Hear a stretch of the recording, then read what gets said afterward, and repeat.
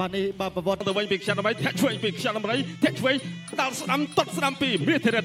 អូយបាទតូចជុតសាណាតែងខ្លួនក៏សំសួនដោយអ្នកប្រយុទ្ធចឹងបាទចាក់ជង្គង់ស្រាំហើយក៏ទាញអូកាច់មួលឲ្យផ្ដួលទាំងពីរប៉ុន្តែចង្វាក់គេថាទៅប៉ានៅលើបាទការតែងម៉ូតសក់នេះគឺបែបបាទគឺបុរាណកាលដែលចាស់យើងបានបន្សល់ទុកណាបាទស្អាតណាស់ធិរិតការតែងខ្លួនពីខ្យាដំរីក៏ដូចគ្នាទៀតសោតអ្នកទាំងពីរនេះក៏មានសិល្បៈនៅក្នុងខ្លួនបោកដៃចូលធាក់ឆ្វេងចាប់គ្រាចាក់ជង្គង់ឆ្វេងហើយក៏លោកគ្រូចាប់ញែកដោយសារតែអស់ចំហនៅក្នុងការប្រយុទ្ធដៅចូលជាបន្តទៀតពីខ្យាដំរីຕົកស្រាំទៅវិញពីមាសធិរិតចាក់ជង្គង់ស្រាំពីធិរិតបាទទាញកាច់ជាបន្តទៀតបាទកាច់ឲ្យដួលតែម្ដងបាទដៅចូលពីខ្យាដំរីຕົកស្រាំចាក់គ្រាចាក់ជង្គង់មិនទៅមិនមក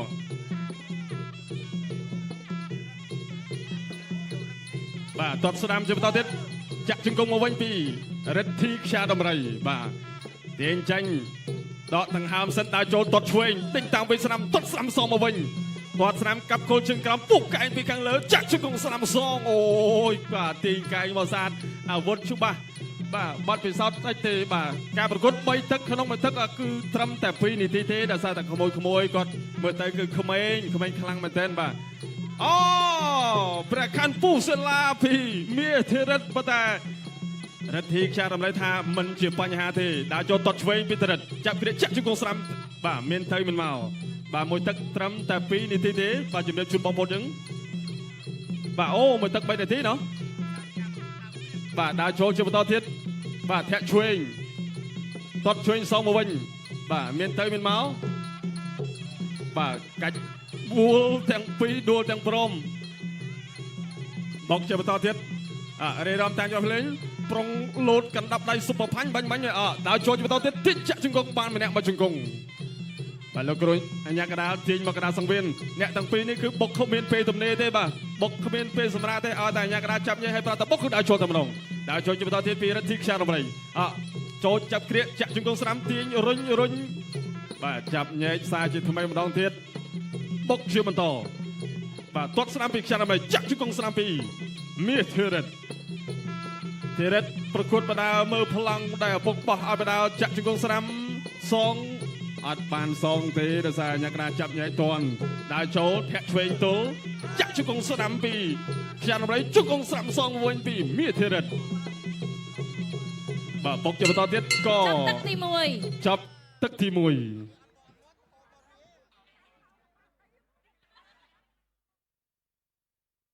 ជាកីឡាករគុណខ្មែរម្នាក់មិនមែនជា3គីឡូក្រាមរវាងកីឡាករបង្គោលក្រហមមាសធិរិតជាមួយបង្គោលខៀវគឺរិទ្ធីខ្យាដំរីបាទដោយយោងថាកីឡាករទាំងពីរគឺជាការប្រកួតប្រជែងបាទដណ្ដើមពានអមជាមួយនឹងប្រាក់លានផងនោះគឺបាទអ្នកទាំងពីរស្រួលគ្នាគឺប្រកួតលក្ខណៈ3ទឹកក្នុងមួយទឹកគឺ3នាទីបាទហើយគ្រូបង្វឹកទាំងសងខាងក៏គាត់ប្រាប់ថាអូខេអត់អីទេបាទត្រឹម3នាទីអត់បញ្ហាសម្រាប់អ្នកទាំងពីរបាទចូលចាប់បាក់គ្រាជាប់បាទលោកគ្រូមាសម៉ៅដែលជាឪពុកនោះប្រាប់ថាអូ3នាទីអត់បញ្ហាបាទកូនខ្ញុំបាទវឹកហាត់ពេញល្អណាស់ហើយលោកគ្រូផាត់ស្ដាប់ប្រាប់ថាក៏អត់អីដែរ3នាទីបាទសម្រាប់អ្នកទាំងពីរបាទចាប់កាច់ពវលមកគ្រាជាប់បាទថ្ងៃនេះគឺលោកគ្រូទុយទៅជាតិរៀងឈឺចង្កេះតិចហើយដោយសារតែរៀងអោនបាទដើម្បីថាអោនចាប់បាទដោយសារតែកីឡាករទាំងពីរកំពុងរៀងនៅថាកំពុងតែលូតលាស់រៀងទៀបដូចគ្នាឥឡូវនេះដាក់ចូលទាត់ចាប់កាច់ពវលដួលទាំងពីរបាទផ្ដោតសម្លេងជូនកុមារាទាំងពីរមួយមើលបាទទាត់ស្ដាំកាច់ពវលណែ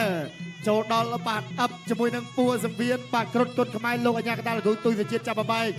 បាទប្រកួតលើកទី1បាទក្រហមឈ្នះជាមួយលើកទី2នេះបាទប្រកួតទៅតាមពានបងក្រហមឬខៀវបាទជង្គង់ស្រាលដូចគ្នា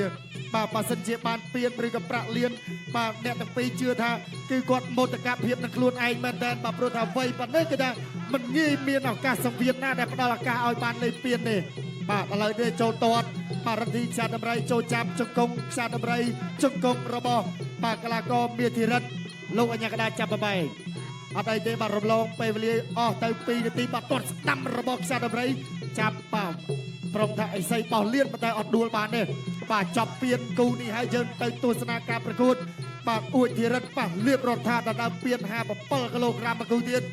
បាទអោបជាប់បាទប្រាក់លាន អូជុំបំបីខ្ចៃទៅព្រឹកតត់ស្រាំជិះបន្តទៀតដើរចូលចាប់គ្រាវិញប្រយោលអ្នកទាំងពីរនេះស្អាតជូតមកជូតមាត់ចេញតិចខ្យាដំណេដើរចូលតត់ស្ដាំពីធិរិតតត់ដកឲ្យតត់ដកស្អាតណាស់តត់ស្ដាំជិះបន្តទៀតចូលចាប់ជាចាក់ជង្គង់ស្ដាំបាទយ៉ាងណាមានទៅមានមកម្នាក់ឡទាត់ម្នាក់ឡដៃបាទដើរចូលទាត់ស្ដាំបញ្ច្រាក់គ្នាចាក់ជង្គង់ស្ដាំពីធិរិតទាញណាចេញជង្គង់បានអត់បានទាំងពីរ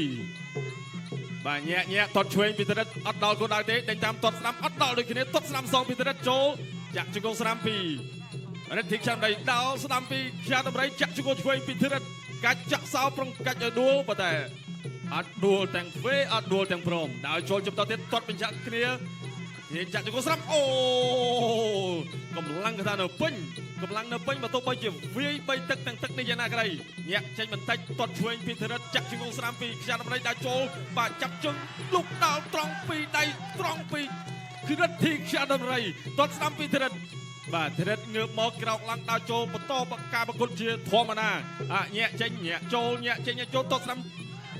ក៏ចាក់ជង្គង់ស្ដាំទៅវិញពីបង្គោលខៀវដើរចូលជាបន្តទៀតញាក់ចេញតត់ស្ដាំពីធិរិតដល់ត្រង់បាទកណ្ដាប់ដៃសននឹងចិត្តពីរិទ្ធិខ្យាដំរីអូយបាទការដើរត្រង់គឺពេញគោលដៅការចេញកណ្ដាប់ដៃមានប្រសិទ្ធភាពបាត់កែងស្ដាំអត់ដល់កណ្ដាប់ទៀតតត់ឆ្វេងពីធិរិតដេញតាមពីខ្យាដំរីតត់ស្ដាំពីរិទ្ធិខ្យាដំរីចាប់គ្រាផ្ទប់នឹងសង្វៀនលោកកញ្ញាកណ្ដាលទាញក្មួយទាំងពីរមកកណ្ដាលដើម្បីធ្វើការប្រកួតដើរចូលទាត់ស្ដាំពីធារិតចាប់ជើងត្រង់តកងហើយតោលត្រង់មកដៃស្ដាំចំគោលដៅពីរិទ្ធិខ្យាដំរីដើរពីខ្យាដំរីចាក់ជង្គង់ស្ដាំពីបង្គោលខៀវបាទលោកកញ្ញាកណ្ដាលទាញជាបន្តទៀតដើរចូលទាត់ស្ដាំអូយបាំងជាប់ធ្វើឲ្យដាច់ចំហដួលបាទ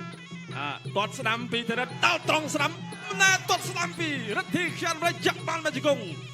ចាញ់បានពីក្បាច់បាទពីបង្គោលខៀវទាត់ស្ដាំពីធិរិតចាក់ជង្គង់ស្ដាំទៅវិញពីរិទ្ធិខ្យាដំរីបាទទាត់ស្ដាំបាទធ្វើអីបាទពុកម៉ែលោកតានិយាយអ៊ំនេះគឺថាសប្បាយចិត្តនៅក្នុងការទស្សនាបាទសូមសម្លេងហូជូនដល់ក្មួយទាំងពីរទាំងអស់គ្នាបាទទាញមកកណ្ដាលសង្វៀនដើរចូលបាត់កែងស្ដាំពីខ្យាដំរីចាក់ជង្គង់ឆ្វេងទាត់ឆ្វេងពីធិរិតចូលទៅទៀតចាក់ជង្គង់ស្ដាំចាក់ជង្គង់ស្ដាំឲ្យលោកកញ្ញាកណ្ដាលក៏ចាប់ញែកកម្លាំងរៀងថមថយបន្តិចប៉ុន្តែចំហអ្នកទាំងពីរស្អាតដើរចូលទាត់ស្ដាំម្នាក់មួយជើងមានទៅមានមកបំបីចាញ់ដើរចូលទាត់ឆ្វេងពីធិរិតដេញតាមវិញដល់អូយបាត់កែងស្ដាំពីខ្យាដំរីធាក់ឆ្វេងទល់កាប់គោលជើងក្រោមចាក់ជង្គង់ស្ដាំបាទយ៉ាងណាសងសឹកបានឬមិនបានគូនេះបាទសម្រាប់ខ្យាដំរីចាក់ជង្គង់ស្ដាំពីបង្គោលខៀវក៏ចាប់ទឹកអរគុណច្រើនបាទលទ្ធផលគឺយើងបានឃើញហើយបាទគឺកីឡាករបង្គោលខៀវបាទរិទ្ធិខ្យាដំរីជាអ្នកទទួលបានជ័យជំនះបាទគឺសងសឹកបានសម្រេចបាទទៅលើកីឡាករបង្គោលក្រហមបាទតែយ៉ាងណា